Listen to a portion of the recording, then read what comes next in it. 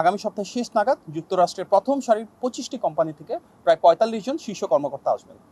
এবং মাননীয় প্রধানমন্ত্রীর উপর এবং ওনার নেতৃত্বের উপর যে আস্থা আজকে আমরা সারা বিশ্বব্যাপী দেখছি, তার একটা প্রতিফলন হিসেবে যুক্তরাষ্ট্রের স্টেট ডিপার্টমেন্ট যে ট্রাভেল অ্যাডভাইজারি করে, যেখানে বিভিন্ন দেশে ট্রাভেলিংয়ের ক্ষেত্রে ওনাদের মাঝে লক্ষ্যমাত্রা থাকে সেটা প্রতিফলিত হয়, সেখানে কিন্তু লেভেল 3 থেকে লেভেল 2-তে উন্নীত করা হয়েছে।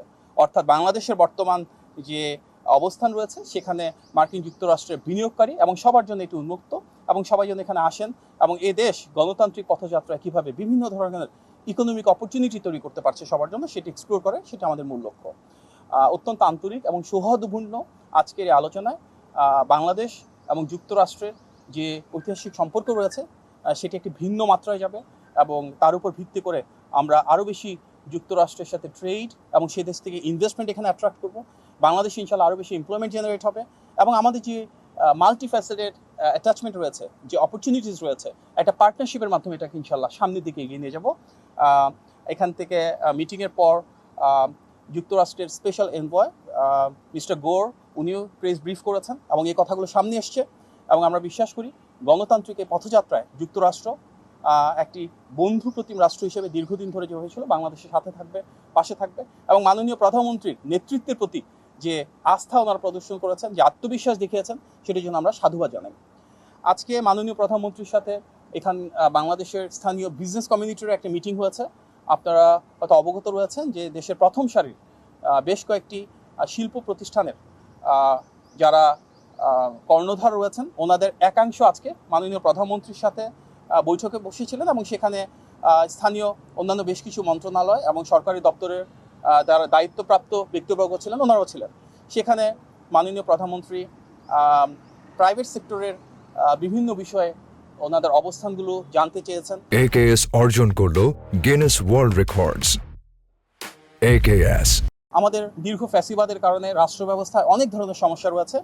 আমাদের ট্রেড, ইন্ডাস্ট্রি এবং ইনভেস্টমেন্টের ক্ষেত্রেও কিছু জটিলতা রয়েছে। গত 5 মাস ধরে আমাদের নির্বাচনী ইশতেহারের আলোকে নির্বাচিত বিএনপি সরকার সেগুলো অনেকটাই কাটিয়ে ওঠার চেষ্টা করছে, যার কারণে প্রাইভেট সেক্টর থেকে মাননীয় প্রধানমন্ত্রীকে ধন্যবাদ জানানো হয়েছে, এবং ওনাদের যে সমস্যাগুলো রয়েছে সেগুলো তিনি ডিটেলসে শুনেছেন, উপলব্ধি করেছেন, এবং সামনের দিনগুলোতে কীভাবে সমাধান করা যাবে সেগুলো নিয়ে আলোচনা হয়েছে।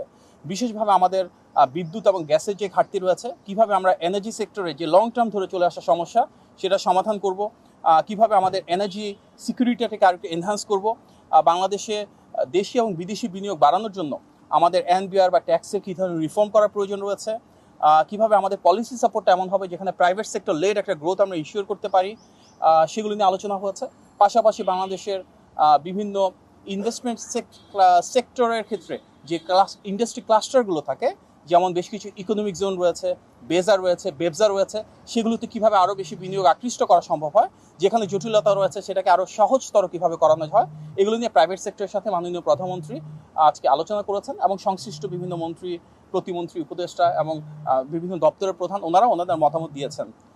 সামনের দিনগুলোতে আমরা চাই মাননীয় প্রধানমন্ত্রীর নেতৃত্বে এমন একটি রাষ্ট্র ব্যবস্থা যেখানে প্রাইভেট সেক্টরের জন্য আমাদের সরকার থেকে পলিসি সাপোর্ট থাকবে এবং প্রাইভেট সেক্টর গ্রো করবে।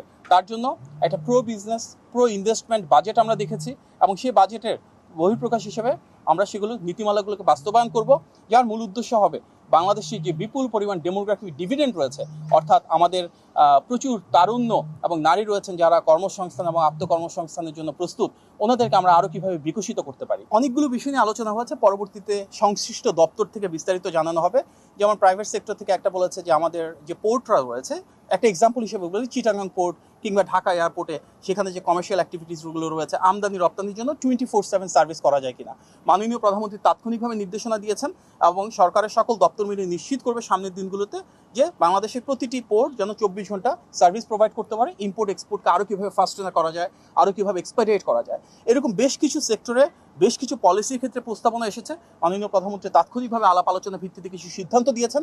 মূল উদ্দেশ্য ব্যবসাকে আরও সহযোগীকরণ করা, বিনিয়োগকে আরও প্রবৃদ্ধির মাধ্যমে বাড়ানো, এবং বাংলাদেশের জন্য বিপুল পরিমাণ কর্মসংস্থান সৃষ্টি করা।